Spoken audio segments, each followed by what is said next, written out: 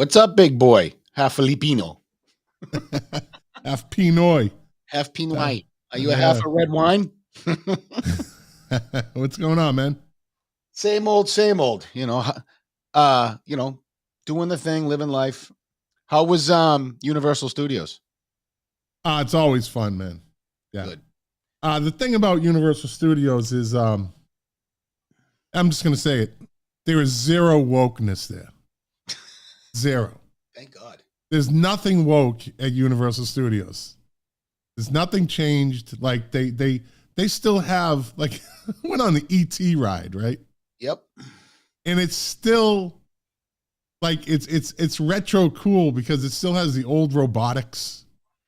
Like they didn't try to upgrade everything either, you know. Nice.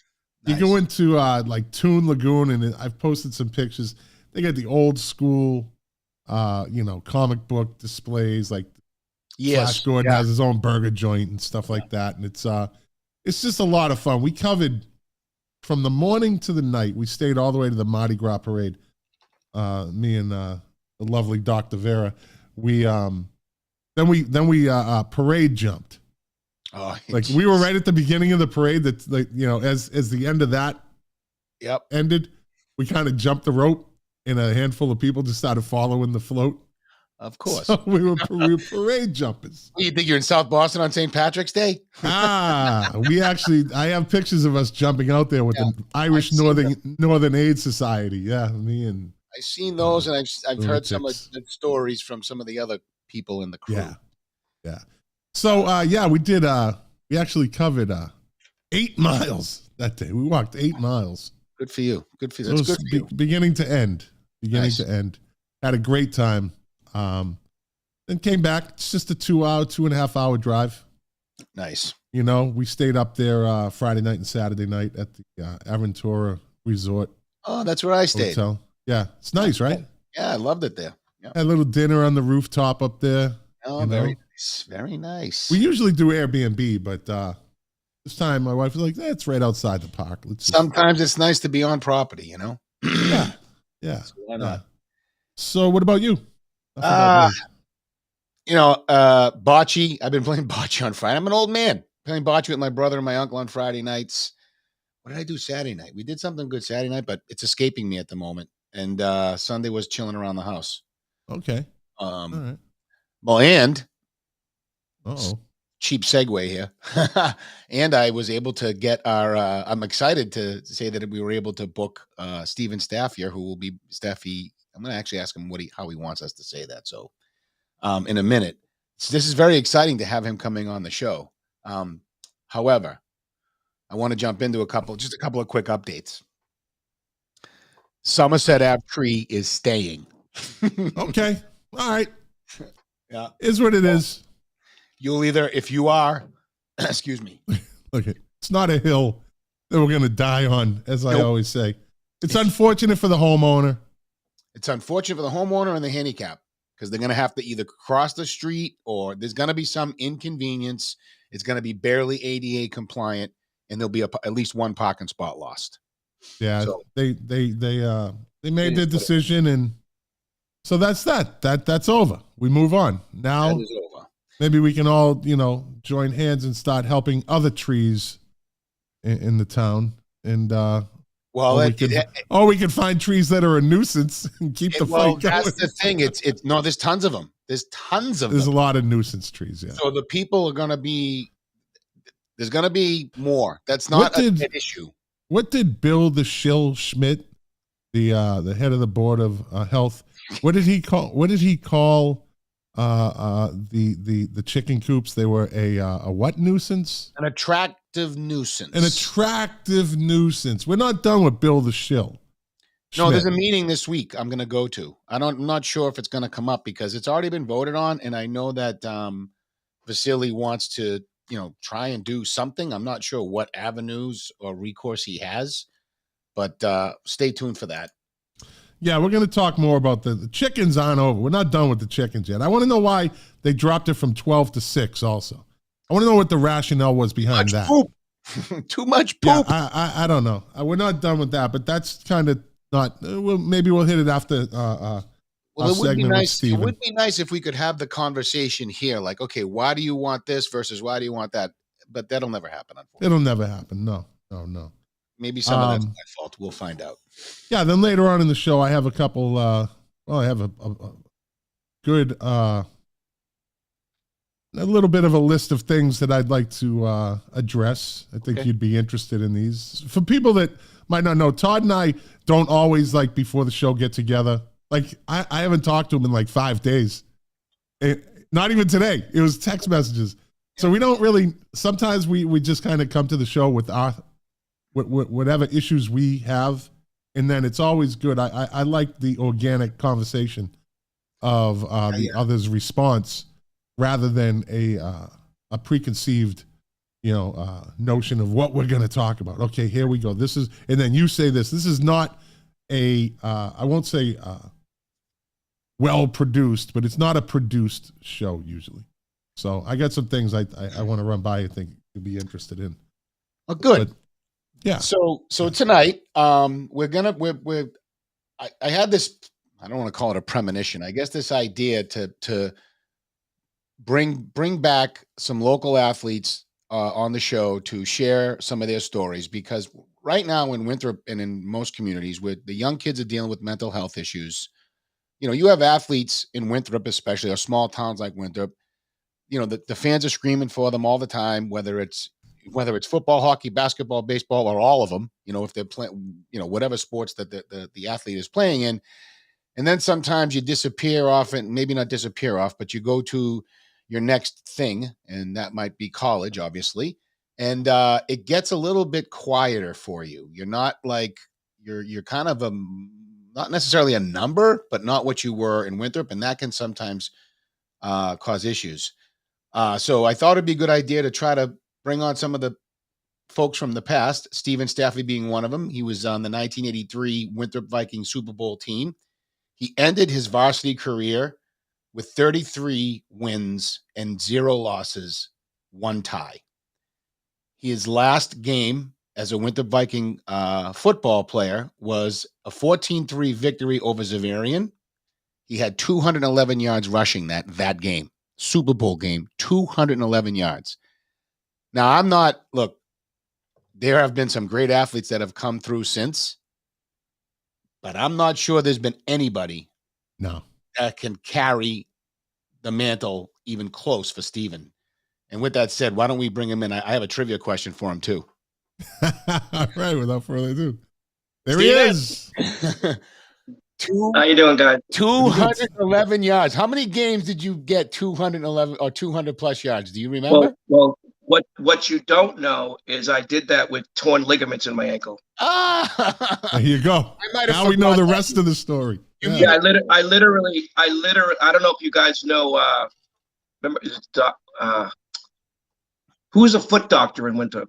The foot doctor. Dr. Clayman. That was one of them. So him and a PT. They basically had to find a way to support my ankle that I could run north and south, because I couldn't go laterally. So if I stepped out for a pitch, I would hop. I could still go straight up and down the field, but I couldn't step. I could go to the left side, but I couldn't go to the right side. Right. And so I had torn ligaments in my ankle that day. Wow. So Steven, before we get going, let me ask him first, Todd. Steven, okay, go ahead. I'm going to put I'm going to put this at the bottom. Let me see. Let's put it on there again. Is that how you spell your name?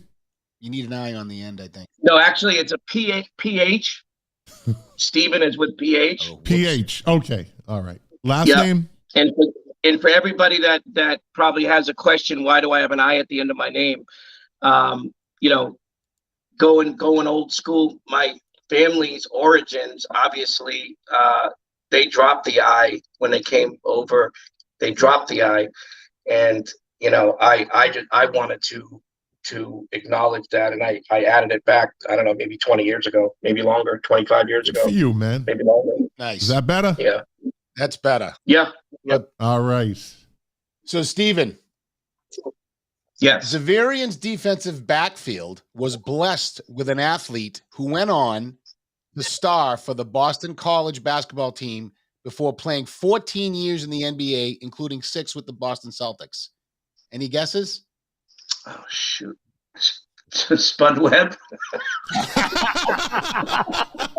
All right, he's no first name that comes to his head. He's definitely a comedian. I had forgotten this. I had forgotten this kid's name, Dana Barrows. Dana Barrows. Yeah. That's right too. Dana was an amazing athlete, man. Yes, he was an amazing athlete. Yeah, he was an incredible athlete. Yeah, Dana Barrows. That's right too. Oh wow, wow. Yeah. So Stephen, did you hear what I said while you were in the green room? You could hear us, right? When you were in the green room. Yeah. You know why? We talked a little while back. It was great to hook up with you. Just for the people watching and who will watch, and for Scott's edification, Stephen was a senior. I was a sophomore. We weren't like we went out. We weren't like friends. We knew who each other's names were, but completely different circles for the most part. So we got caught up on the phone. Come to learn some great things about Stephen. Has great faith, has good family, hard worker, gives to charity, still keeps in great shape. All the good stuff. I wanted to have him on, and I shared with him. I wanted him to share with us his stories. Maybe we'll start off with some questions to get it going. But the purpose of this thing is hopefully for parents to watch, hear the conversation, and just walk away with some good tips to give to their children on how to handle, all of the noise, and then when that noise more than likely goes quiet, and how to adapt to that. So without further ado, I guess where I wanted to start, Stephen, was with a question. When did you start playing football? I think I was 14, because remember we had Pop Warner. We didn't have when Winthrop had Pop Warner, they only had an A team. That's right. And I forget what the age group was, if I'm not mistaken. Isn't it 14? It is. Yeah, so when Johnny Chano and those guys first played, we didn't play as kids. We just played in the sandlot. Right. Until the following year or whatever. And then we did. So yeah, I was like 14. Wow. 14. Yeah, 13, 14. Yeah. Okay. The rest before that it was hockey and baseball, as you guys know. Well, I knew it was baseball, but hockey. You skated too, huh? Yeah. Wow. Buddy, good hockey player. A lot of people don't know this, but I had probably, I don't know, maybe 20 colleges recruiting me from Harvard to Cornell to BU, BC for hockey. Yeah, you were a good hockey player, man. Yeah. Oh no, not me. I knew. Yeah, I was completely Todd was just a little Chuck, Steven. He's just a little Chuck back then. Yeah, I was just kind of out of the loop. I was just walking around in my family's shadow, for God's sakes. Well, you know what's funny though? Man, Scott, man, back then, like, if Winthrop could, forget Winthrop being a small town. There's no such thing as Winthrop being a small town. Not when it came to hockey, brother. Sports, not hockey. That's right. Hockey. Those teams when we were kids, travel, playing up in, playing up in New England and Canada, the Canadian teams coming down. As young kids, we were exposed to some real competition, man. That's why I tell people all the time, I didn't have a normal life. Now, I'm not complaining, but when you hear the type of dedication that real champions go through, that's the beginning. There is no other way. That's Winthrop, Boston, everybody knows the Red Sox and the Patriots and Super Bowls and the Celtics with NBA champions. Boston is a hockey city. I tell people Winthrop is a hockey town. Yeah. It's interesting though. Okay, so Winthrop won the NEC championship this year in hockey, and I went to the games. Again, really, the Division 4 or 5 now. I guess it's based on numbers. They don't play all the same teams at all. But here's the thing that really got me, and this is less about the sport and more about the politics of the world. But sure, So you remember, Stephen, you could go. Do you remember when they threw the football on the ice when Gloucester came to town because Enos fumbled? Do you remember that story? You had graduated. Yeah. Gloucester came to town. Enos, they were going to break the streak. They were going to break the streak that year, and they fumbled in Gloucester. Enos fumbled the ball. They came to Winthrop. Gloucester came to Winthrop. They do the football on the ice. You used to say things like, Gloucester, Gloucester, you suck, you know. Can't do anything anymore. Can't do it. Can't wave the American flag. If they can make you stop, if they want to, they can make you stop and throw you off for waving the American flag because it's considered a noisemaker. Mm-hmm. So that's how times have changed. So let me ask you a question though. Like, I get that national politics on a grand scale, but that's almost like when you see that out there in the world, and that's going to influence how you or what you allow your children and the people close to you to be or to act like, right? That ain't happening in my world. So you're telling me that Winthrop, as a small town, actually, like, they like, that's part of like the thought process now about from a political perspective? In fairness, Stephen, that is the MIAA's rules. However, in Winthrop, they don't necessarily have, like, when the Winthrop scores a goal, okay, what's happening is the team on the ice will skate over to the corner near where the benches used to be. The benches are on the other side now, but the benches used to be, and the kids would come out of the stands and everyone's jumping on the glass. Well, in the playoff game just recently, the athletic director stopped that. And, I'm not sure why. It's probably an MIAA rule, but it's harmless fun. Nobody was bothering anybody. But whatever. Hey, Scott. Yeah. Scott. Yeah. I got to go back. Oh, yeah. No, stay away. Hey, do you think anybody in the stands back in the day would ever listen to that nonsense? It was a zoo. It was a zoo. Absolutely not. It was a zoo. And that's what made it fun. That's why the stands were packed. It was the energy of those that we gave those teams back then. And I will say, because Winthrop's a small rink, it's not a big, and when it's just packed in there and you're right on top of each other and everybody's just going nuts, you guys had to feed off of it. There's no way you couldn't. You couldn't. Yeah, no, it was crazy. Nobody was controlling those crowds. No, it wasn't like we were. Well, when we went into the Garden, there was always fights, but that happened with every state championship. But you also ran on rivals. The ice. There was always fights. You ran on the ice in the Garden too, like you weren't stopping. I was on the ice. I jumped on the ice at the Garden when they won the state championship in '76. Danny Brugman gave me his stick after the game. It was great. And no one stopped us, but that was then. This is now. Stephen, let me ask you a question, man. So let me start with the small. I always said this. Winthrop had a way, and I don't know if they do it today, but they had a way of putting great athletes like yourself, student athletes, on a very dangerous pedestal. I always said this. It gave you had carte blanche to act, do, say pretty much what you want and pretty much get away with it. Am I wrong in saying that? To a certain extent, I mean, you're not going Robin White Hen and saying, "Hey, I'm a football player." But I got to speak for myself. What if you got to remember? And my story's a little interesting when you get really intricate about it. And I say that because not only in high school but also in college, when I was a freshman, they were considering changing the rules so I could play varsity. I don't know if you guys remember that. I remember that. Yeah. Now, obviously, DeFelice being the guy that he is, and of course that group. Remember that group, Johnny, Chucky, all those guys, right? That's a crew. Yeah. Right. They were their own crew. Yeah. Johnny Gillis, those guys, they were up and coming, right? So who the hell am I? In their eyes, right? In their eyes, that's what it was like, right?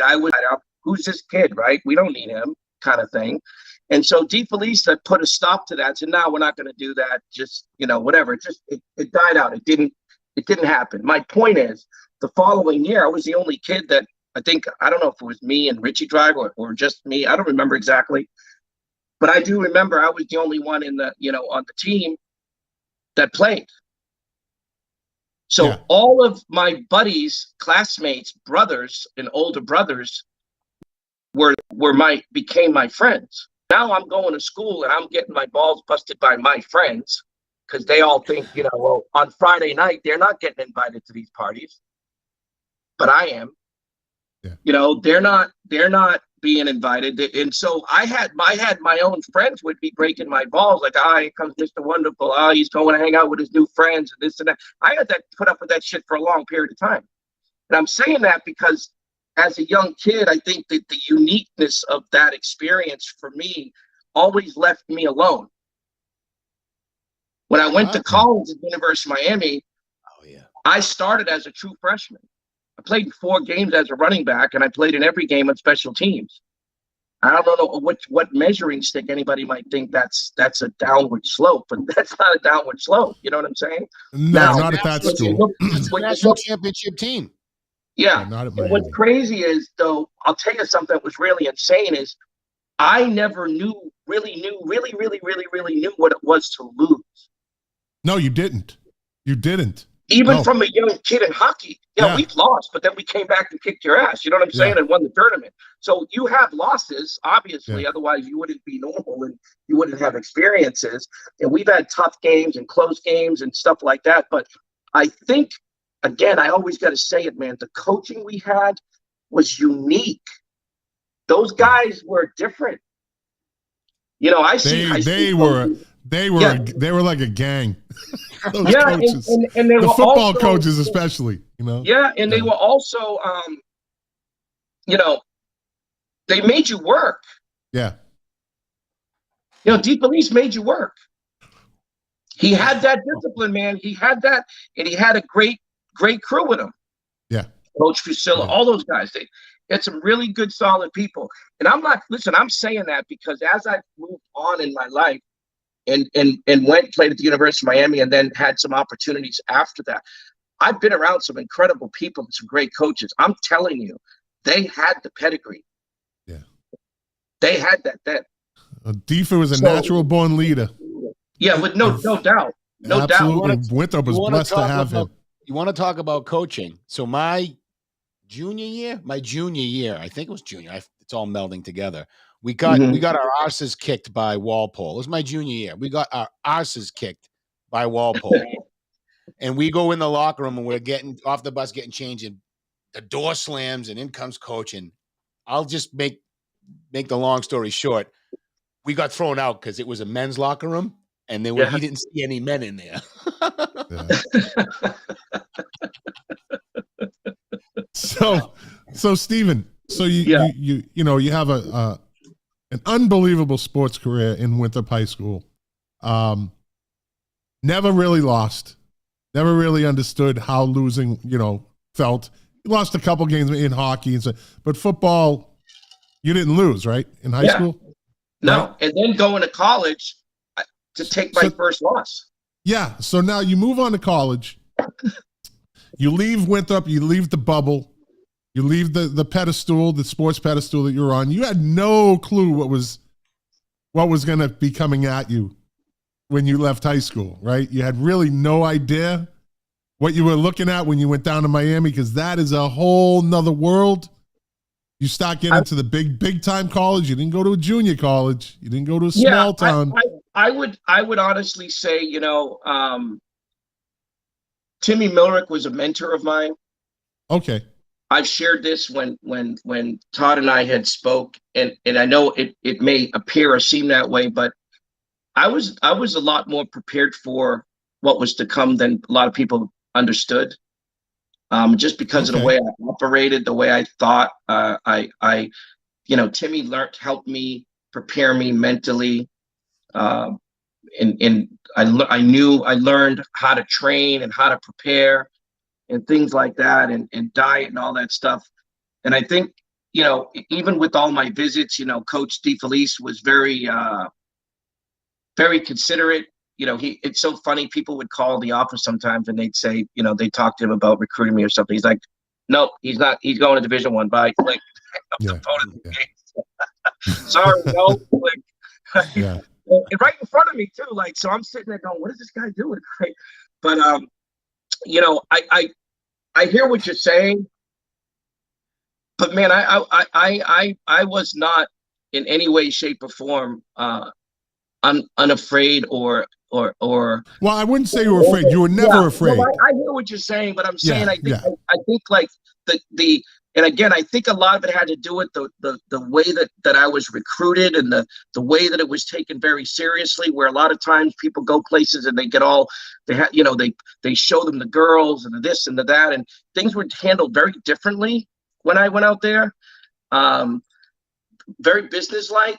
And I think that it was because it was more about where was I going to spend the next several years here, and it was more about where's the next opportunity for me to continue my success, right? Individual success.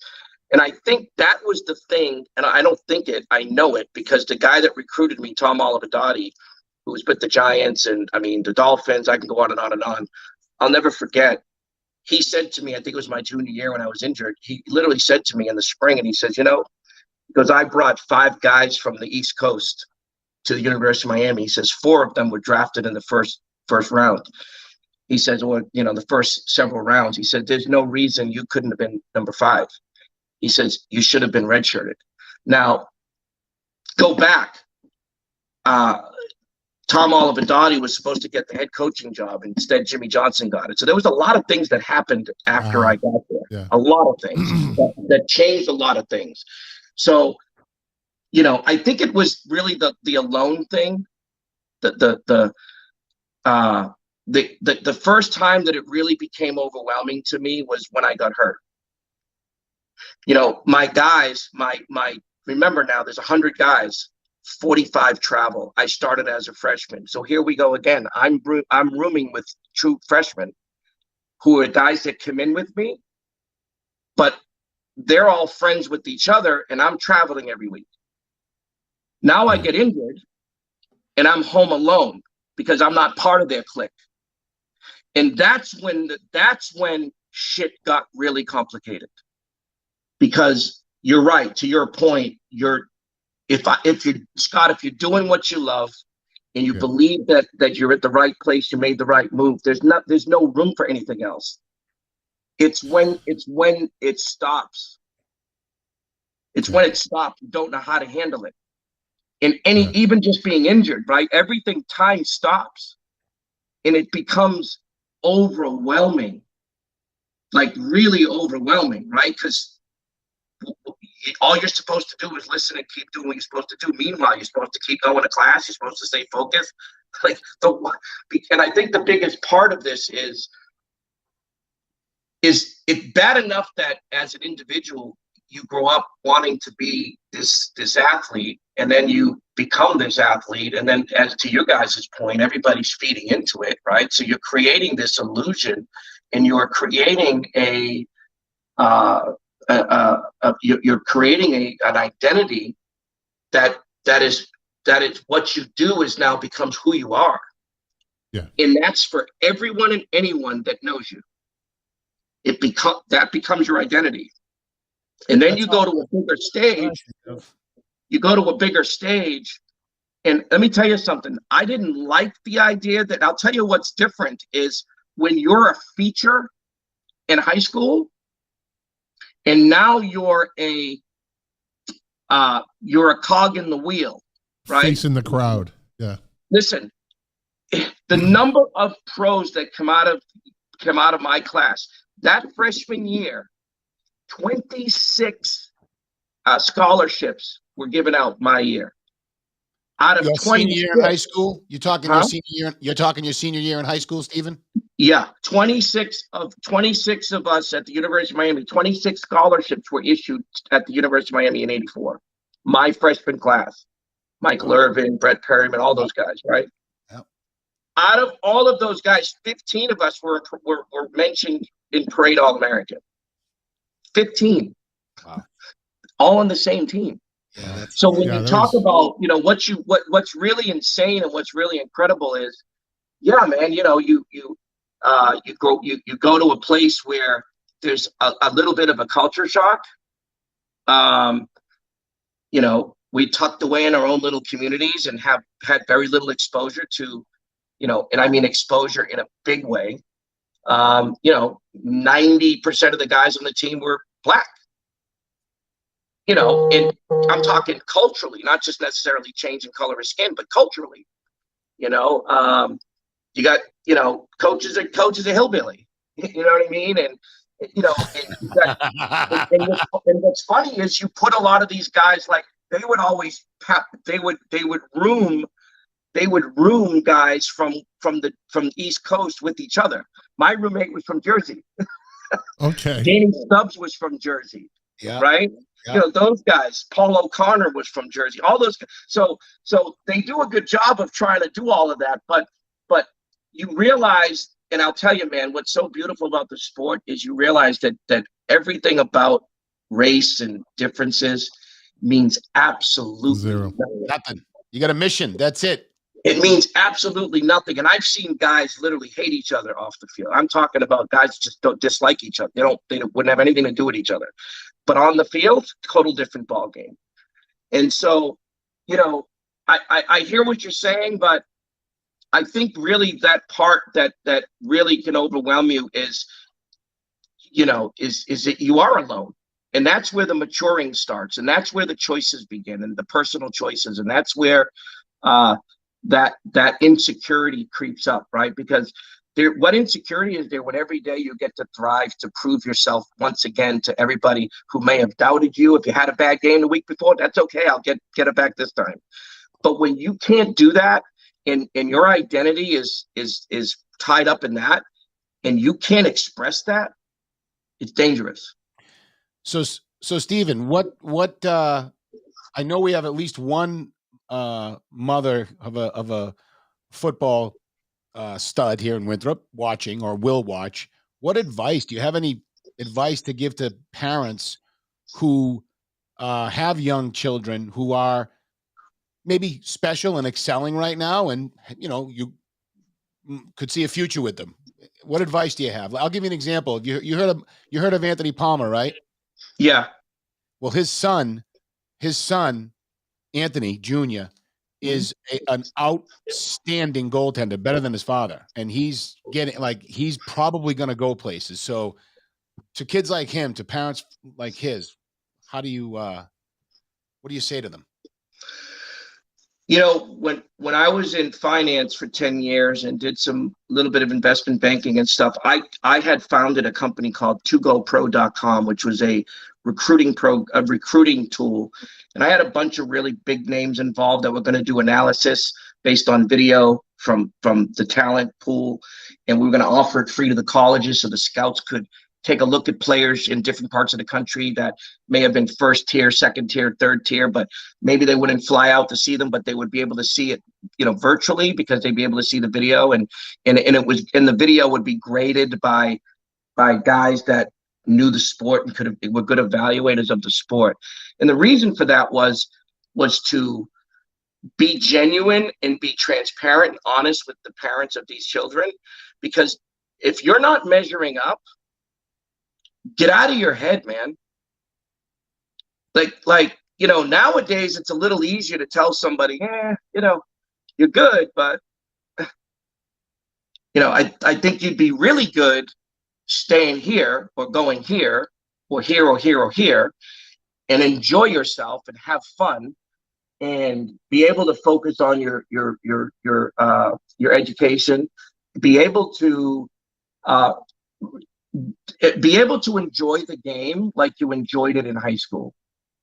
I don't think people really understand that decision to be serious about what you're going to do starts at an early age. And I believe that I thank Coach DeFelice, Tim Milrick. I do believe I was not a fish out of water when it came to making my decision. Everything was strategically thought through. I was a thinker. I've always been a thinker. I wanted to go to USC as a young kid to play ball because of Charlie White and Marcus Allen and those guys. And my first letter to college was at USC. Coach DeFelice brought it to me on the track in the middle of the summer. I mean, who the hell gets recruited in Boston, Winthrop, Mass from, yeah, Southern right. California? Exactly. You know what I mean? Yeah. So my point is, I never doubted anything, and I'm grateful. I'm grateful that I did what I made the move that I made. I have absolutely no regrets. When I talk about guys who gold jacket medal winners, I just spent some time with Michael Irvin not too long ago, and a bunch of great other guys and players and teammates and whatnot.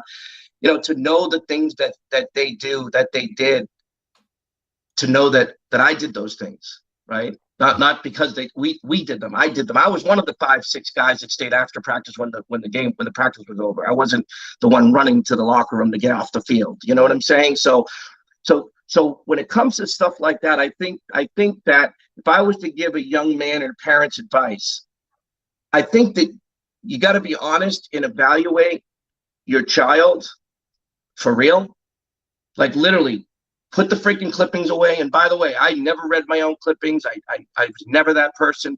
It never mattered to me. I just wanted to know what was next. And that was part of the problem, right? My coach in college said to me one time, true story, junior year, Coach Larry Brodsky, who was the running back coach of the Cowboys. He says to me, he goes, "You remind me of my son, Larry Brodsky, that played wide receiver at the Tampa Bay Bandits." He says, "Do you have any idea what you've accomplished so far at your young age?" No. He's like, "You're so wound up, you're so caught up." He goes, "And all of you guys are so wound up and caught up about what you're going to do next." He goes, "Most of you guys aren't going to do what you think you're going to do." Yeah. He said, "That's just the truth." He said, "It has nothing to do with your ability. If it was your ability, you wouldn't be here." He goes, "You all have the ability." Yeah. He goes, "Right now, right here, right now, you all have the ability. You're 24 months away from it. You know what I mean?" He says, he goes, "But you need to stop." He goes, "And really smell the roses, because what you've done so far is something special." Such a small percentage of kids get to do that. I have never forgot about that. And when I'm getting caught up at work, still trying to win, every day, and I'm spending time away from the wife, and I'm focused, and I'm going to get after it. I now thank God that I have the wisdom to step back and smell the roses. And I share that with people. So a couple of things. I would say, celebrate your kid and make sure that they enjoy what they're doing. Because if you don't enjoy what you're doing, if you don't absolutely love what you're doing, you ain't gonna make it. Yeah. I don't care how good you think you are, you're not gonna make it. If you're not willing to be solo, if you're not willing to accept being different, I'm talking about in high school. If you're not willing to accept being different, and I mean being alone, I wasn't a familiar face at parties. I had a girlfriend.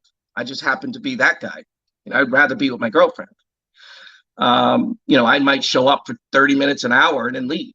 And I used to have my friends used to say that to me all the time. Why do you leave? How come you don't hang out? How come you don't do this? How come you don't do that? I said, I don't know. I didn't really know why. I just didn't want to be around any of that. Too busy winning. Too busy winning. Yeah. But you were always kind of a shy kid, though. You weren't really outgoing. Yes, that's what I'm saying. And I think that's weird for people to accept, because, Scott, I haven't seen you in 100 years. Yeah, a long time. And the second we get on the podcast, we didn't even say hi. We just started talking. Exactly. Well, you are too. If that's not a testament to, I think, just to the level of respect that I think we had as a generation, and growing up where we grew up, and the mentality and the mindset of the way it used to be, it was different, man. It was different. Well, I said Winthrop, I did 10 years in the Air Force, and I said Winthrop is it was a different kind of town. It just was the way we were brought up. Even the parents that kind of got involved and didn't get involved. Everybody raised us. The cops raised us. The coaches raised us. The neighbors raised us. You know, the older kids raised us. We were all, Winthrop was a very tight-knit town back then. Yeah. Everybody knew everybody. Mm-hmm. Yeah, everybody, there was rivals here and there, but it was no big deal. But Winthrop was a different kind of town. And that's, you know, we were blessed to grow up in that, at that time when we did. I don't know, I can't speak on it now. From what I was told, it's very splintered. Kids aren't like they used to be. They don't, like, we could all just mass together. It didn't matter. Didn't matter. But, and also, so you go to Miami, and what happened during your career? What happened during your football career? You got hurt? Yeah, so my freshman year, I told you that, and then sophomore year, I think it was sophomore year it was going into the spring of my junior year. I think it was around the time. I might have my timeline off, but I have the events correct in alignment.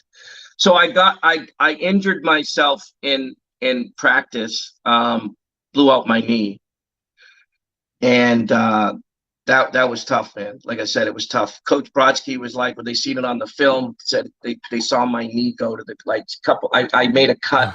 Couple of guys landed on my leg while it was extended, and my knee went to the ground and snapped back up. Yeah. So that happened.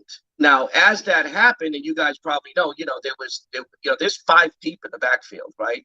Yeah. Melvin Bratton, Alonzo Highsmith, Warren Williams, and Daryl Oliver, me, J.C. Penney, and Tracy Waiters, right? Those Tracy, JC, and Tracy were freshmen like me. I'm sorry, they were redshirt freshmen. I was sophomore. So I was in alignment there. Well, then the fall that year, then Cleveland Gary was brought over from Georgia. Oh my God, I forgot about him. Who Jimmy Johnson was recruiting out of Oklahoma when Jimmy was in Oklahoma.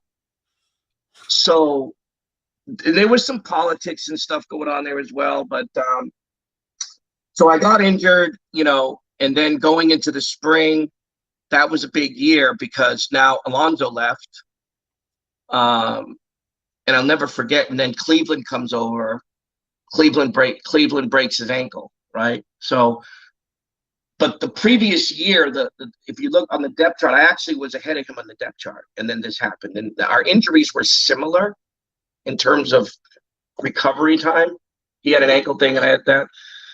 And what was interesting, though, is that prior to that, somebody had said something about, Jimmy had said in the locker room one time, he's like, yeah, we got this player, Cleveland Gary out of Georgia, who's, says something about coming over here. We don't need Cleveland Gary and blah, blah, blah, blah, blah. 2 weeks later, you're sitting in the locker room with us.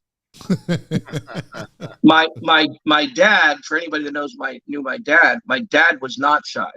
All business, all business. And so, and that's good and bad because, you can imagine guys, Scott, like being in the military and stuff, that don't fly in a political environment. No. And sometimes, I believe that, and I learned this over the years later, that perhaps that had something to do with the rank and file at the time because they could play anybody they want. Right? It wouldn't matter if it was me in the backfield, Cleveland in the backfield, Warren in the backfield. Yeah. Now it didn't matter. Like we were all there for a reason, and we were all competent ball players. You know what I mean? In that system, there was no superstar. There was no superstar in that system, right? It was the only superstar was the guy that actually, was the feature back at the time, right? The guy that actually, was the starter, for example. And so that being said, at that time, being really lonely, injured, as I said, the 45 traveling guys, those are my buddies, those are my friends. Yeah. And the guys that I actually lived with, I hardly ever saw, as strange as that sounds. Because half the team is basically they're redshirted freshmen or they're non-starters. So it sounds weird, but I'm not sitting with them at dinner or training table. I'm sitting with the starters, right? Or I'm sitting with the guys in the backfield. Or I'm sitting with Vinny, the quarterback, or you know what I mean? Like those became my friends. So I pretty much was pretty much somewhat of a square most of the time growing up as a kid. I kind of knew what to stay away from and what to avoid and how to, be disciplined about it. I was the kind of kid that just either I was going to do something and go all in or do nothing, Right. And so being there at the time, I remember after several weeks of being alone and depressed, like I literally would cry, call home and cry because I didn't know what to do. Like on a Saturday night, the whole campus, all of my athletic dorms, there was nobody there. Yeah. These guys were all out having a good time, enjoying Washington Street. Yeah, exactly. I had, I literally, I remember when guys used to say, "Oh, you must be having a blast down there." I'm like, "Oh yeah, I have a blast here because I love what I'm doing." I said, "But dude, you don't understand. We're in Coral Gables. None of us have any money. We don't have cars. Like, we can't go anywhere. And it's not the type of, this is a private university.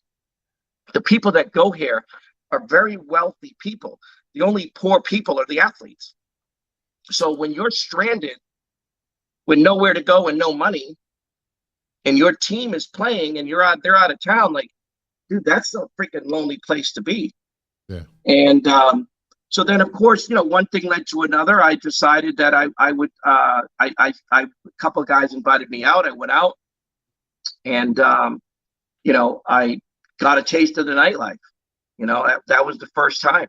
And that, what a difference it makes when you lighten up. And then when you realize, wow, this feels pretty good to hang out and do what everybody else is doing and not feel twisted up and tensed up and scared and afraid and alone. And, although it's all bullshit, right? But you don't know that then. And so at the time, I don't know if you guys are familiar. Remember the Len Bias story? Oh, yeah. Yeah. So at the time, I tried substances like a couple of times at that point. And I remember a doctor came in and talked to the team and addressed the team right around the Len Bias issue. So I got scared. I literally got scared. Think about this. I'm basically like a child in my brain, and I'm sitting here going, wait a second, I'm injured. I'm alone. I'm scared. I don't know what to do. I feel like my career's all done. You know what I mean? You got all these fears and insecurities, and then you find something that made you feel good, and you only did it a couple of times. Like, there's no problem. It's just you just recognize that, oh shit, this, it was no different than if somebody had a drink and said, "Hey, how do you feel?" I said, "Feel great. I had a couple of drinks. It feels good." Same thing. And so I remember having that meeting with these guys, and they were talking about, Len Bias, and they were talking about all this stuff, and they confronted the team about drugs and cocaine at the time, and the Len Bias story and stuff like that. And I said, man, I was scared to hear that information. Like, it scared the shit out of me. Yeah, that's scary stuff. Yeah. So now you combine all that fear and all that stuff and all that anxiety. I think this is year 3, basically. Yeah. Or over the summer or something like that. I think it was. And so I literally, now I don't know what to do, because I'm like having a crisis within myself. I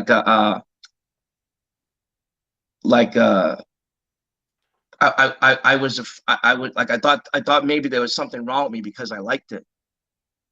And I was afraid that, I said, oh my God. And I literally felt like, who the hell am I going to talk to?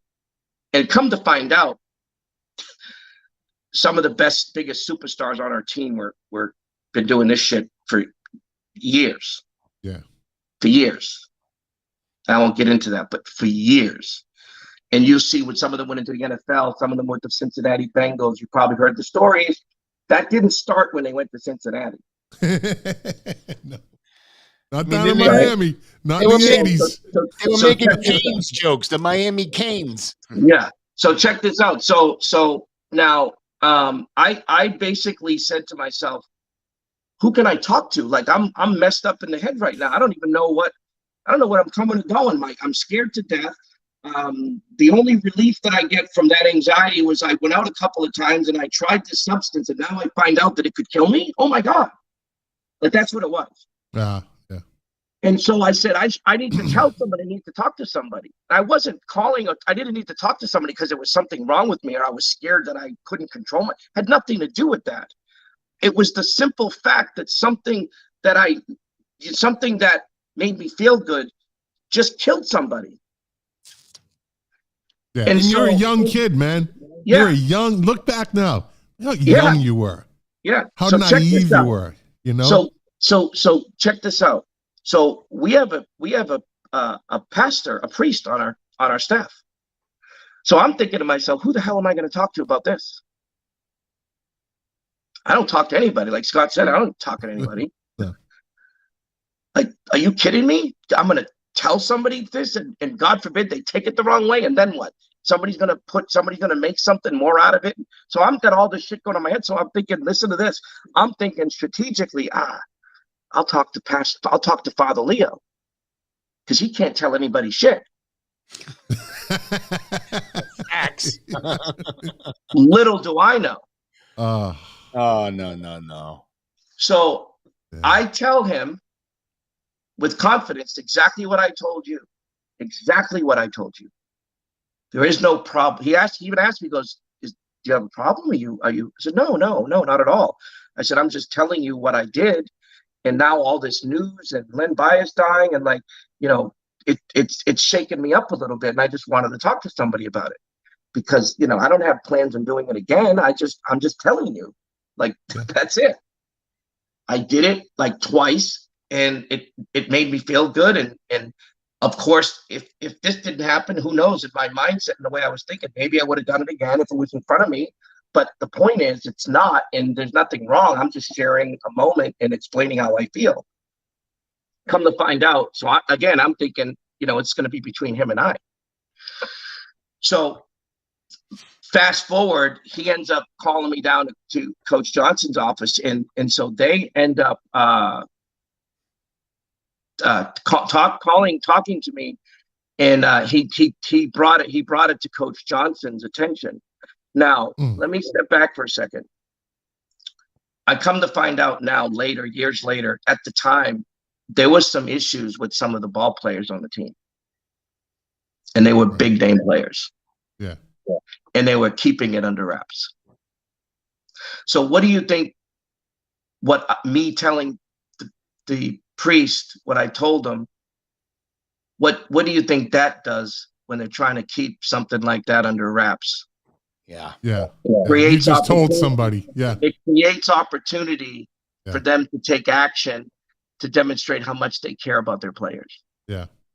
So all of a sudden, I'm now the poster child of how much the team is going to take care of their players if they, if somebody gets involved with the use of cocaine.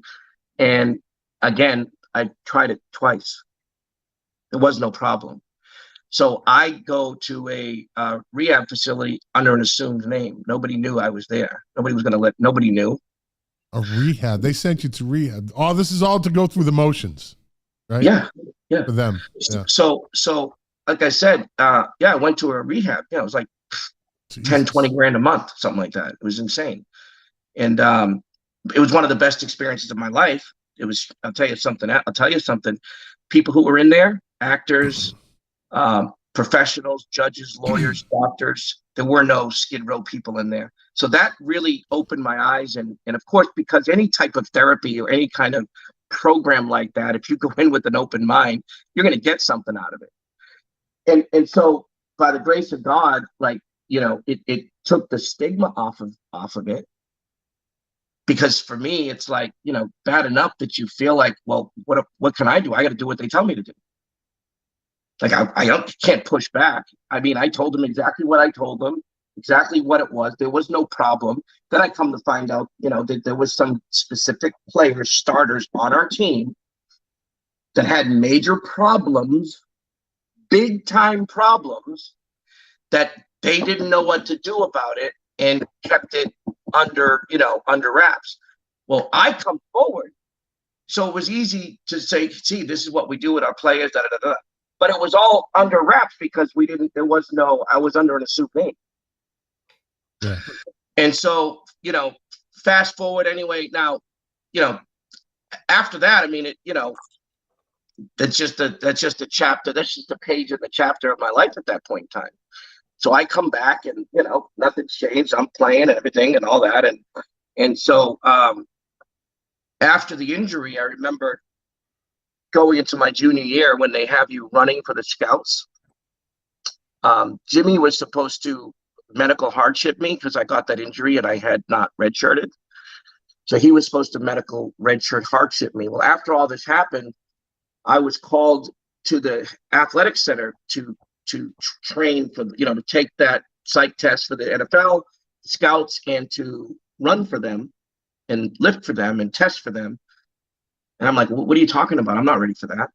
Now, physically, I mean, I don't know, maybe I was 80%, 85%.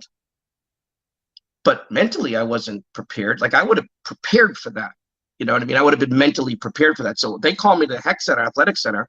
In the middle of the day, I go there and they tell me, hey, you got to, get your grades on and meet coach out in the field and the rest of the guys.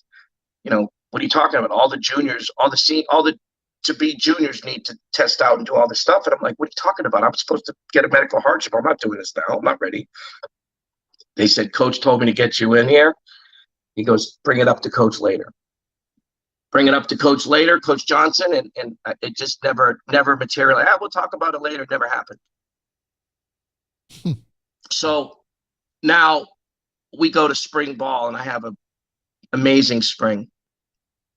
That's when I was ahead of Cleveland in the depth chart. I had an amazing spring.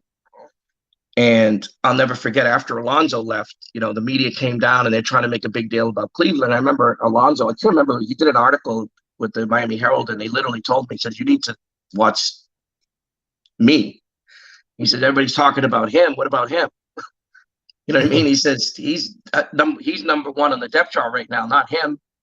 Anyway, and that's not like in this game and at that level. I mean, that shit moves all over the board, right? It's not. I'm not saying anything like that. We're all fighting for the same thing, and we all have our strengths and our weaknesses, and we all respect and love each other for that. You know what I mean? It's like your best friend hoping you don't get hurt, but in the back of his mind, you can't wait to get hurt. So, they're drooling on the sidelines. You okay? You want me to take it? No, I'm good. I'm going to stay in, right?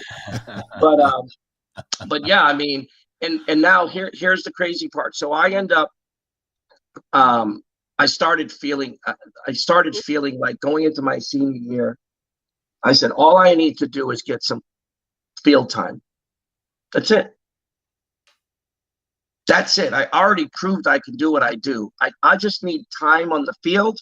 And here's what you were talking about, Scott, is if you're not that guy,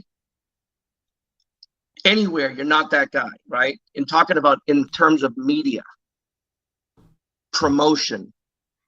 If you're not being promoted, then in the media, you're not that guy. So to your point, you had 5, 6 guys deep, and every one of us could have been promoted in our own right. But if there's a move or a push in a direction to promote somebody other than you, and you feel it, smell it, see it, and then on top of it, you have that black guy from, you don't know politically what people are thinking or what you know what I mean, what coach is thinking. And so I started to go into my head again, and I start thinking and thinking and thinking, and I'm saying to myself, man, all I need to do is play. It doesn't even matter where. Just give me the ball and put me on the field and I'll do the rest. Like I've already survived at this level. I've proven I can play at this level. All I got to do is get some stats and some film, consistency. I'm good for sure. Yeah. So in my head, I'm thinking about leaving and I don't know who to talk to. I tried talking to my parents, but they're not, our parents weren't savvy people, man, like that. No. So not at that level. Not at that level, man. So, and by the way, all I wanted was what you said, Scott, earlier, was foundation. I want to feel safe. I want to feel protected. I want to feel loved. I want to feel like it matters. That's what Winthrop gave you. Yeah. And so in that moment, I just saw clarity, right? And you know, again, I had no counsel. Yeah. I counseled myself, and I said, now let me see, how old were you, Stephen? 19, 20, no, 20 at the time, 20. Think of the magnitude of pressure that was put on you at that age. I had to think about this whole thing on my own. I wish I had counsel, but I did not. And I talked myself into leaving. I was going to go back to I was going to come back and I was going to play one season at BU. I told you I didn't give a shit. And my strategy was, shit, I'll go back to freaking Boston. I'll freaking eat it up on the field, right? I've already been to the top of the mountain. I said, the step back isn't going to be criticized. People are going to now start talking about me again, and I'm going to get promoted again. And that's going to get me closer to the next step.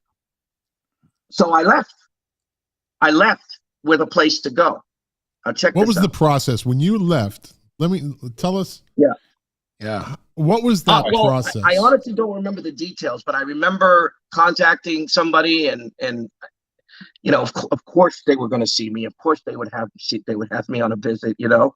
So, but I'll tell you some interesting things. You might find it strange how I respond to it. But when I went to BU, and all the coaches took me in there and all this stuff, and they introduced me to the guys in the locker room, I'm going to tell you something that's going to sound weird, but it was true. I felt so uncomfortable because they treated me like I was Jesus. I was the second coming. It was the most uncomfortable feeling I've ever felt in my life. The uncomfortable pedestal, as I said earlier. It was so uncomfortable. Dangerous pedestal. Yeah. I'm sitting there saying to myself, wait a second. I just left the place because of this. Now I'm the guy that they're promoting, and I haven't earned shit. Yeah. So what does that say about these clowns? Yeah. They're desperate. Not because of you, but they see a Division I kid from Miami coming to BU. What? So again, I did, being a young kid, I'm telling you how I took it. I felt like, are you kidding me? Yeah. So again, I'm like, whatever. So I go in there, and now academically I have to transfer, and it's September or something like that, or it's August. And I remember I went there, I was getting ready to transfer everything, and they told me, you don't need to register now. You could register in the fall, start in the spring, pick up the classes in the summer, and be eligible to play your senior year. So that's what I did. Fast forward 2 months of school. I get called into the office from administration and the new head coach. He introduces himself to me and says, son, I'm sorry to tell you, I got some good news and some bad news. I said, what now? He says, well, first of all, you're not eligible for your senior year, your fifth year. He said, somebody gave you bad information. You needed to register in September, in the fall, instead of the spring. He goes, and in order for you to be eligible this season. So in other words, they were so hard for me and so excited and so enthusiastic that they just didn't even really think about what they were doing. So this is BU? Yeah. Okay. And then he hands me a business card from Tom Marino, the scout from the New Orleans Saints, and says, Tom Marino's very interested in meeting with you. Give him a call. Good luck, son. Shakes my hand, and I walk out the door. Wow. So at that point, I was messed up, man. I was, my family was not the same. My mother and father were getting divorced at the time. I didn't know anything about it. I'm bouncing around from place to place and home to home. I had no idea. And so of course now bumping into people in Winthrop, and it's, hey, what are you doing? Hey, what are you doing here? All this nonsense, and and so all it did was make it worse, because it just highlighted and exacerbated the pain of, is that all you freaking care about? Like, I'm dying inside. So that goes back to that Winthrop, that pedestal that they put you on. Yeah, like left. I'm dying inside, and all I really want is for somebody to just. And by the way, keep in mind, my friends that I really bonded with, and my very, very, very best friend, and the people that I really, really bonded with weren't necessarily the kids I grew up with. They were already doing their thing. So once again, I feel like I'm totally alone. Like, yeah, you can come back and everybody, hey, but dude, when you've been there, like, come on, man. Like, it's football. You know what I'm saying? Yeah. Like, you know what I'm saying? So, and because I could, because it was so beat over your head over and over, and you're totally unprepared to deal with it. You don't know how to deal with it, and because the only way you could deal with it was to show off and show out, show up and show out, right? Give the people what they want. I used to love to interact with people that used to love to watch me play, man. I loved seeing people put smiles on their faces. I loved the idea that I could be the reason people do that. That to me was the greatest thing in the world was it's a gift. Yeah, man. It's a just gift. It's unreal, and it's unfortunate because I don't think people really understand sometimes how lonely that is. So you never went back to playing football again? No, I did. So I maybe 4, 5, 6 months went by. Vinny, my roommate, Testaverde, says, "Get your ass down here. These guys would like to see you work out for them, the Bucks." I went down there, trained to prepare for a couple of months, and then I ran for them, tested for them and stuff. And at the time, they had. It was the year when they dropped the rosters from 85 to 75 players, and so they didn't carry anybody like they used to. And at the same time, simultaneously, that new league, it was the I don't know, USFL. USFL, XFL. It became NFL Europe. World it started in the States. It was like 8 teams, and they were geographically located, and it was a lot of guys that fell out of the draft that were on those teams, or top guys and coaches and assistant coaches that were no longer in the league, or up and coming college coaches going. So it was pretty good. They were trying to do it almost like a farm system, have guys ready. And so they told me I graded out better than their guys they had on the team, but those guys were already under contract. And remember, I hadn't had any current film.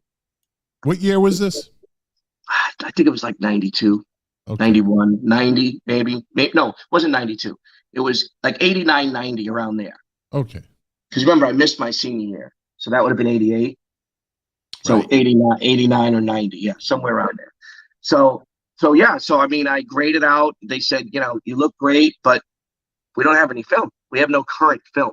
These guys are already under contract. I mean, nobody's going to release they're not going to release somebody under contract to pick somebody up that they have no evidence that you can still ball or do what you've done in the past, even though it's a year later. You know what I mean?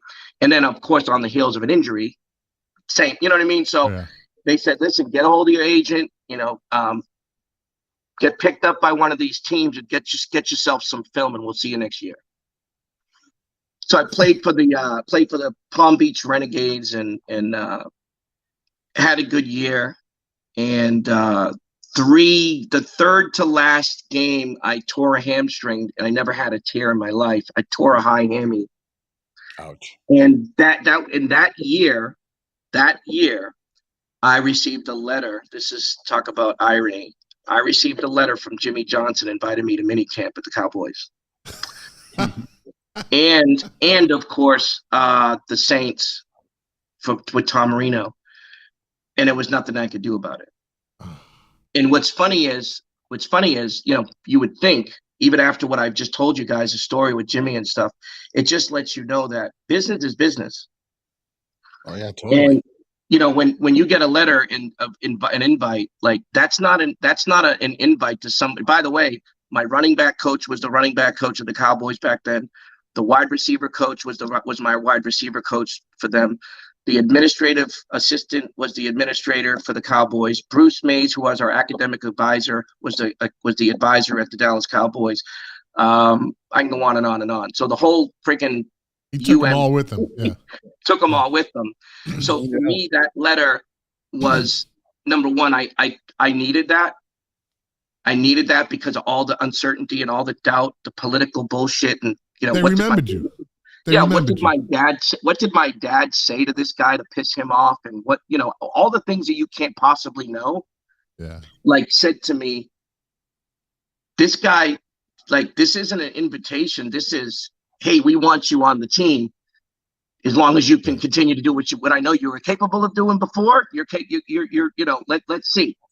Because that's really what it is. You're still gonna prove yourself. But the fact of the matter is, you're not at the bottom of the list now. You're like selected. Yeah. And the so fact that a couple years later, that alone makes you feel like you made it. You made it, because everything else is circumstantial, man. And again, I go back to when you guys asked me, what would you tell the parents? Listen, if you got it, you got it. If you got it, you got it. But it can't be who you are, man. It can only be what you're doing. You got to develop something more than that, because isn't that for a young kid, isn't that the problem?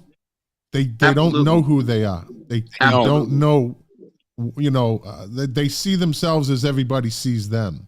Absolutely. When you're a star like you were, you were the shit in Winthrop. That's it. That's the bottom line. I mean, everybody knew you. Everyone knew of you. So that's who you thought you were, right? Yeah, it was crazy. Yeah. Oh, I can only imagine. Well, maybe I can't imagine. I tell people all the time, like, I remember one time, because on a very, very small scale, but like anything else, right? It starts small and it scales. And I tell people all the time, it doesn't matter what level it's on. It just matters that it happened. Yeah. And the levels at that point don't even matter. Like, if it's happening in your life in real time constantly, what's the difference? Another 10,000 people? Like, what does it matter? Yeah. It's the same thing. It affects you personally the same way. I'll never forget, my girlfriend and I went out of town because I couldn't stand going anywhere to sit down and have something to eat, because everybody would keep coming up to me. It was annoying. Yeah. And I remember me and my girlfriend went out of town one time, Jill Gregory at the time. We went to in the North End somewhere or something. And I'll never forget, I saw somebody looking at me one time, and they come up over and said something to us. And then next thing you know, somebody was telling somebody that they saw me in a restaurant drinking beer. I didn't even drink beer, but it was stupid shit like that. So it's funny because, you hear about celebrities and stuff like that, and people make shit up, and that's real. Yeah. For some reason, people really do make shit up, and they want to create some illusion and say things that aren't true. And if you're having success, it triggers something in people. And then they want to make it out to seem to think that, well, you think you're better than everybody else. I was the last guy to think I was better than anybody else. I was not that guy. So, Steve, mind you, I might have walked with a little pep in my step because I worked hard, man. I did feel myself. Nothing wrong with being confident. Nothing wrong with being confident. And you should. But there's a significant difference between that and being arrogant and not being a likable guy and not loving people. And I love people. I enjoyed people. I really made me happy to work hard and people appreciate what you did. And it drove me to want to do it more. So, Steven, you talk about rumors and people saying things and spreading stuff about you drinking beers that you don't drink. There was a rumor going around here in Winthrop about you. I'm not surprised. Jesus! No, wait. Well. Did you kick a lawnmower or didn't you? Huh? The lawnmower incident. Can you clear it up for us? Did you kick the lawnmower or did you not kick the lawnmower? Right. No, that's true. So check this out. So I came home to visit for a few days. I think it was like a week or something. I think it was the summer or the spring. It had to be the spring. Well, I forget when it was exactly. But anyway, came home for 3, 4, 5 days or something like that. And my Auntie Mary on Bank Street, her grass was really high and it was very damp. And she had an old Sunbeam electric lawnmower. Oh boy. And I'm with my friend Peter Caggiano. Yeah. And I had a red Ford F-250 pickup truck stick. Now, every time I would try to show Peter how to drive the stick, he couldn't. It looked like a jerking back and forth. He couldn't drive it for shit, right? So now, anyway, we're cutting her lawn, and as I'm going over the lawn, and it's getting clogged because it's high and it's damp, and it's electric, it would stop. It would shut off. So I would tap my foot on the spout of it to knock the grass out, and then I would turn the switch off and then back on. And then it would turn back on. I'd do it again, and then it would happen again. So remember, it kept turning off. The lawnmower was turning off. So it turns off, and then I guess as I'm holding the arm and I'm kicking and I moved my arm at the same time, I must have pushed it all the way up. And as I kicked it, it kicked on, and the blade went right through my sneaker and right out. Ooh. I looked down at the top of my shoe, and there's a hole right at the top of my sneaker. Like a clear, clean-cut hole right at the top of my sneaker. So I hop over to the truck because Peter could tell, and I get in the driver's seat because I know he can't drive, right? And we're in my aunt's driveway, and he throws me across the seat. Gets now, the driver's seat. Was your toe in the other part of the sneaker? No. It's in my shoes together, right? It just the blade went through like up and down, right? So Peter throws me across the other side of the seat, gets in the truck, and drives it like Miss Daisy, like he's been driving it for years, right? Crazy, cool, right? Under pressure. So I stick my foot up out the window on the passenger side, elevate it, and we weren't but 30 seconds outside of my aunt's driveway, and the throbbing starts. I'm like, oh, dude, this ain't good. We go to Winthrop Hospital, and then fast forward, we end up going to Mass General. And had every single doctor in the world. And mind you, I was told if you were just a lay guy, we'd take the toes and bandage it up and send you home with a can. Wish you good luck. But because, I was an athlete and people recognized that I had a career, and, that would have an impact on my career if I didn't have toes, right? Balance and stuff like that. So the amount of work that was done in the Mass General, I was told that I would hardly ever have feelings. 8 weeks later, guys, I ran my fastest 40. Wow. And I almost severed my toe almost 90%. Yeah, it was numb, but again, it was just getting over the numbness. Like I had to accept that it was numb because that's the only thing that would interrupt me was it was numb. You know what I mean? And now to this day, I still have a pin in the toe next to the big toe. And I have 100% feeling in both toes, even at the tippity top, which is insane. That's how incredible the microsurgeons were. But yeah, no, that's a true story. And I remember Coach Brodsky calling. He's like, oh, gee, I told you shouldn't. They don't want you to leave the campus, right? That's a bunch of bullshit. Yeah. Oh, you can go home. It's spring break. Yeah, right. So what do you do now, Steven? So I'm a general manager of All My Sons Moving and Storage. Was a legacy partner for many years, but 17, 18 years now. And so I see them all around South Florida. All My Sons. I see them. Yeah, I mean we have an office in Fort Lauderdale, an office in Boynton, and and so that's what I'm doing down here. This office was opened in 2014. They always wanted me to come down here and take this office over because it's a marquee location. They wanted it to do really well, and it never did really well. And then 2.5 years later, I took it over, and we've been killing it. So I guess they knew what they were talking about.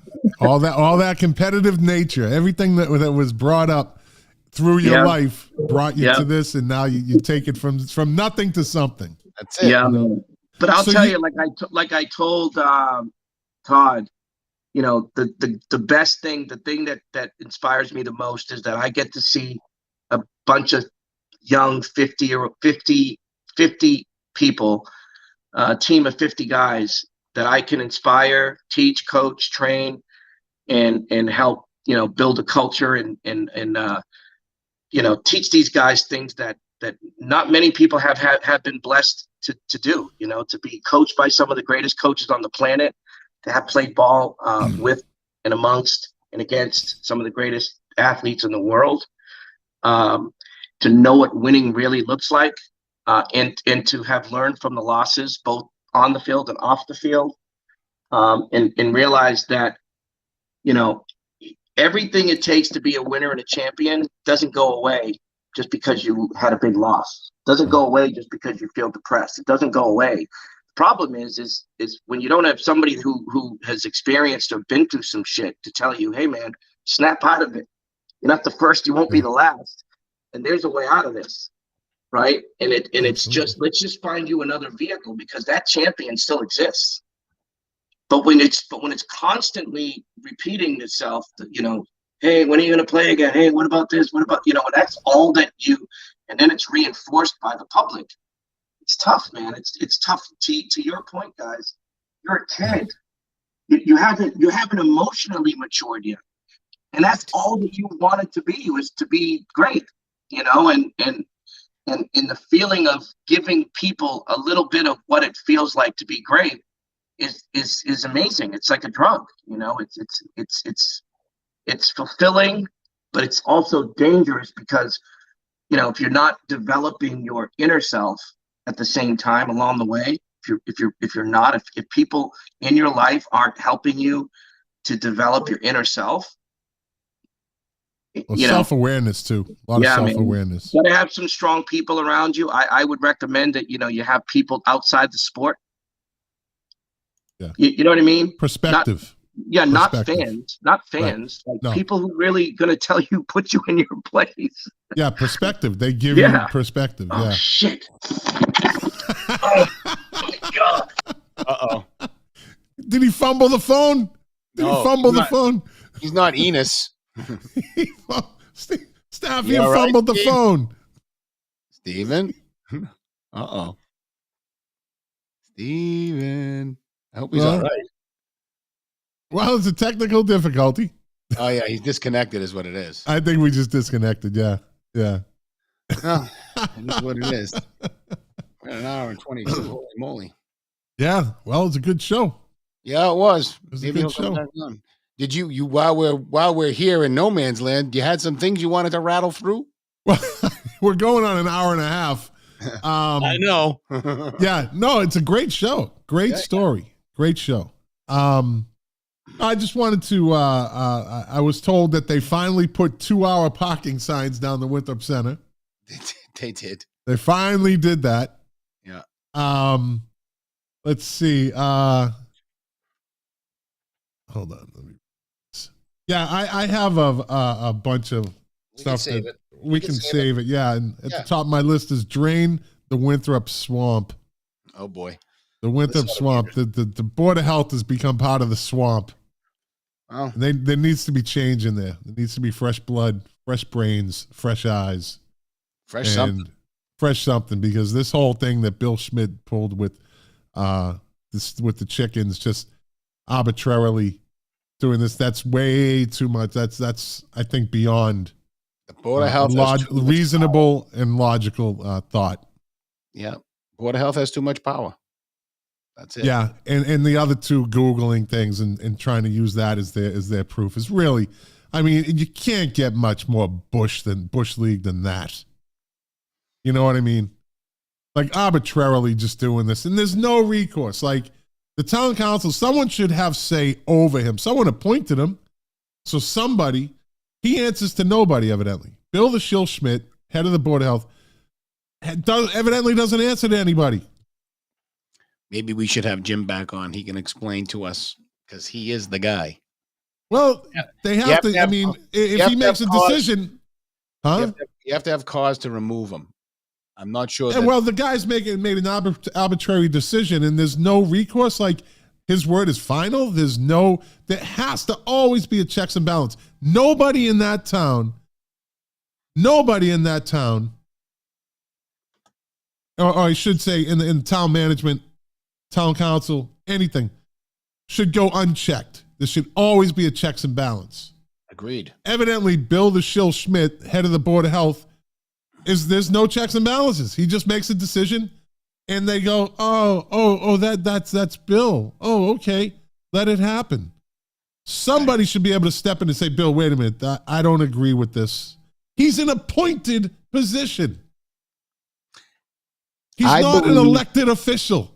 I believe that what the problem is that people are going to interpret cause differently. I think if you're not using real science to make this type of decision, that's cause for removal, because you have a responsibility, or at least flip the decision back. Right. But at the same time, he also said in a meeting that dog poop on the sidewalk is not under the Board of Health. Well, why isn't it? Dog poop is far more dangerous than chicken poop. Chicken poop. Because there's dog poop on the sidewalk. Yeah. Well, he's picking and choosing but nobody has ever called the guy out. Nobody's ever called him out. Vasili's been, well, you're right. Vasili at that meeting did, but no, but as far as Bill, he's been under the radar, but he's not under the radar anymore. But we could pick this up on Monday. Yeah. We could pick it up on Monday. We'll end on a positive note. I thought it was a good show. I hope the parents that watch this get something out of this. I think he said it best, and you said it best at the end. And we talked about what you do with your kids. You got to prepare them to deal with their inside selves. Self-awareness. It's hard to do. Yeah. It's got to be done. They have to know that, you know what it is, dude? They have to actually believe in something. And I don't mean themselves or money or whatever. I think they need to believe in a God, a heaven, or something, because you have to have faith in something. You have to have a reason. And you have parents that think, like he said, Stephen made a great point. Let's see if he's back. Oh, there he is. He's okay. He's okay. Yeah, man. My phone died. It just went dead. I forgot I didn't have it plugged in. I was like, oh my goodness. Well, we were just recapping what you had said on a few notes before we wrap it up. It was basically, you have parents. There's parents with children that think more of their kid than the kid might be, and it doesn't give the kid any type of self-awareness. He thinks that's what it is. Then you have parents that have to be there to kind of guide the kid, but they don't know. The world you went into with your father and your mom, nobody knows that world until not even you them. Get in it. Not even them. They were starstruck. Then you got to navigate through it, and it's a fine. I talked to my mother. My mother had me when she was 16. What did she? You know what I mean? She even was starstruck when we were down there. Right. Right. So. Go ahead, Todd. Kids need balance. Kids need faith. It doesn't have to be staunch and harsh, but they do need to be introduced to all the love that the universe and God gives us, because it'll help them like it helps you, Stephen. Right? We 100%. I think there's things bigger than us. Yeah, man. Listen, when I said if you don't have a love for the game in a way that you're willing to sacrifice for it, you better. I really would love to see that. Because that's not hard to do when you're in love with the sport and the sports as a young man. It's not hard to do. But if you have a parent that has a talented kid, is to try to align that love for Christ or love for God to keep you bound. That's hard, man. That's hard because the world is magnetic, and when you're a teenager, it's pulling you, bro. It's pulling you in all kinds of directions. And, we all grew up in the church. Yeah. Right? Yes. I mean, but it was different. It was more and I don't know. I think you need more than that, man. I really do. And I think first you gotta love yourself. I think it's a trap to fall overly in love with what it is you're doing, because that's the trap, right? But this is the mature Stephen talking. This is the very mature, the journey, the well-traveled Stephen. It's hard to get that through a 19, 18, 17-year-old kid's head. Yeah, it's really no, you're 100% right. I think I think having a open conversations, I think for parents, I think you got to know your child better. Yeah. I think, we grew up in a time where, if you went and did something stupid, like you kept it from your parents, right? Like you didn't want them to know, like, Yeah. Oh yeah. You know what I'm saying? So, and believe it or not, I've met some people, like even, like I've met some people who have a very unique relationship with their kids. And at first I kind of thought it was, it was certainly different, but it's odd to let your kid talk to you about the dumb shit they're doing and you somehow be able to navigate that. I don't think we grew up in an environment like that. My mother raised the three of us, and she always had this saying. My mom was nobody's fool. She would say, house angel, street devil. You never truly know your kid. It's true. I don't care how much you love your child. I don't care how much you communicate with your child.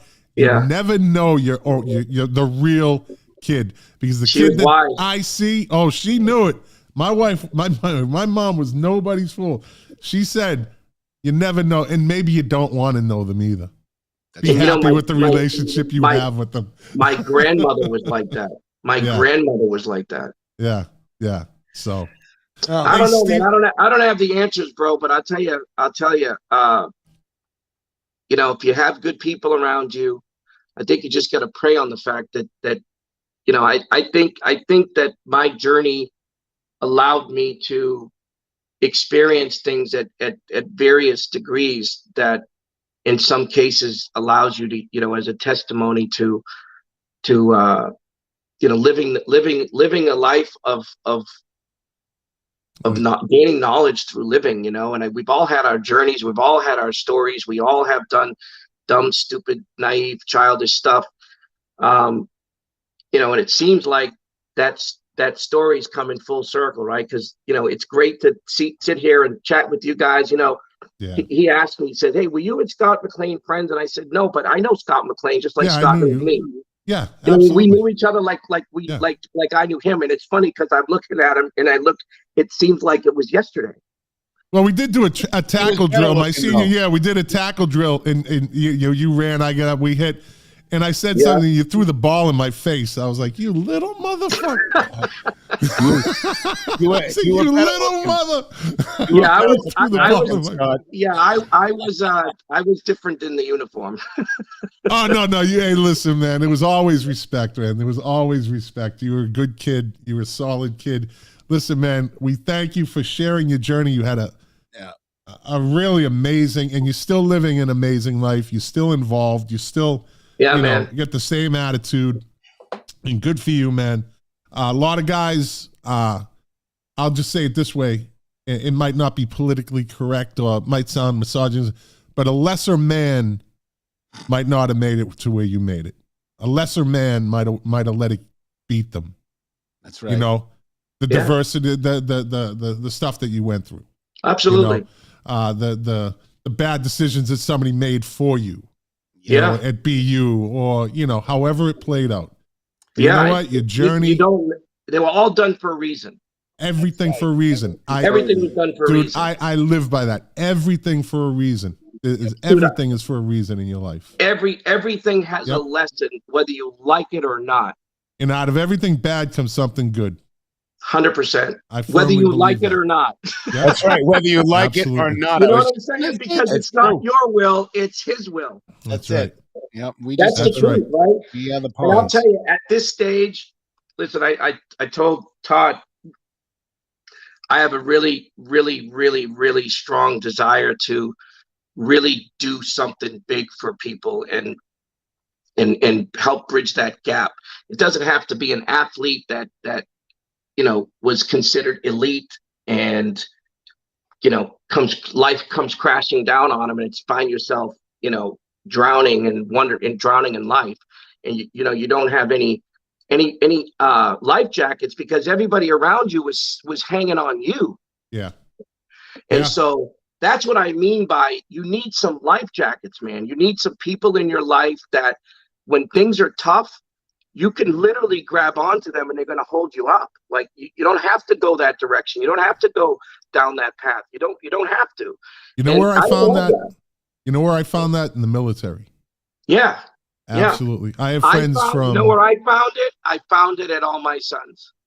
Yeah. Oh, there you go. See that answer right there. That answer right there. You could have said the University of Miami. You could have said Winthrop. You could have said, but see, hey, listen, if I was, I'm retired. I retired 3 years ago. But if I was ever, when I was in the workforce, when I was even in the military and in U.S. Customs and Border Protection, I always believed that there's people like you is who I want to work for. The best compliment I ever got when I was in the military, 10 years, was when a little one striper came up to me and said, "Damn, Sergeant McClain, I wish you were my supervisor."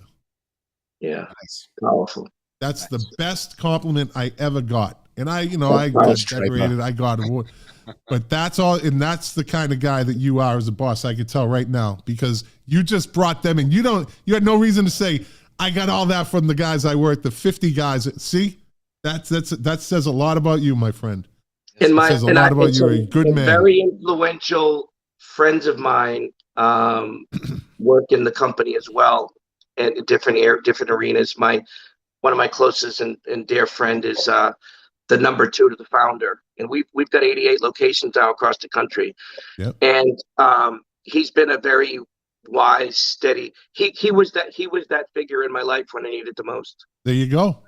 Yeah. See? He knew things, and it's funny. Here's what's funny, right? I didn't know him in college, but he went to the University of Miami, Colombian guy. There you go. See? Isn't that weird? And his journey wasn't that easy either. Everything for a reason. Yeah. And then his best friend, I'll never forget when him and I got close. He said, I want to introduce you to my best friend. He goes, but I'm worried because you two are exactly alike, and I'm afraid you guys won't want me around. Yeah. It's always the middle guy, the guy that introduces the two friends. That he's out. And you know something? He's right, because my other close buddy who is his best friend was all sport athlete in Hollywood, Florida. He's a master in Taekwondo. He's just the super sweetest guy you ever met, and was popular in school. So it's funny because our friend Armando was like, "You two freaking guys," he goes, "you won't even want me around." But it's him who's the wise one. Yeah. There you go. And he brought us along, and here we are all these years later, and it's been great. But man, I'd love to, anything I can ever do for either one of you. I know we talked about a little bit, Todd, and this is just the beginning, man. Like I feel like there's something that I'm working on in terms of a lot of what we were talking about, transitioning in life, right, and how people need help with that. Yeah. Yep. And that's what I want to be that, and I want a show that's going to help people transition to that and understand and recognize that this is just a switch, man. Jump out of that car and into this car. You know what I mean? Yeah. Let's go. Let's roll. Right. And so that being said, this has been a great experience. I'm excited and happy for you guys. I think you do a great job. Thank you. Honestly, tonight, I don't know if there's just better energy, but you guys seem really fired up and energized. And I only watched a couple of your podcasts, but I can tell now why you wanted to get away from some of that political bullshit and just it gets a little rough in there. Have a conversation. It's so cool, man. It's so great to talk to you guys. It's so great to connect with you guys, and and kind of level up in life and see where everybody's at. And it's nice, it's nice that people still care. And absolutely, absolutely. I ain't going anywhere yet. I'm not done yet. Yeah, we're not done. No, I don't think you are either, my friend. We're not done yet. Either. We're not done yet. Anywho. All right, Stephen. Well, again, thank you very, very much. Thank you for sharing your journey with us. It's an amazing life that you're living through the ups and downs. You still stay positive, and I'm sure you will do that great thing that is waiting for you. And look, I'm right up the road. If I can ever help you with anything, and I'm sure it's vice versa. Appreciate you, man. It's a 1-hour ride from Boca to the I used to live on. I had a house in Coconut Creek right next to Hillsborough Boulevard. Right down the street. Yeah, absolutely, absolutely. All right, Stephen. Thank you very much. Thanks, buddy. Thank you. Soon. All right. Thanks, man. We'll talk later. You got it, buddy. Bye-bye. Wow.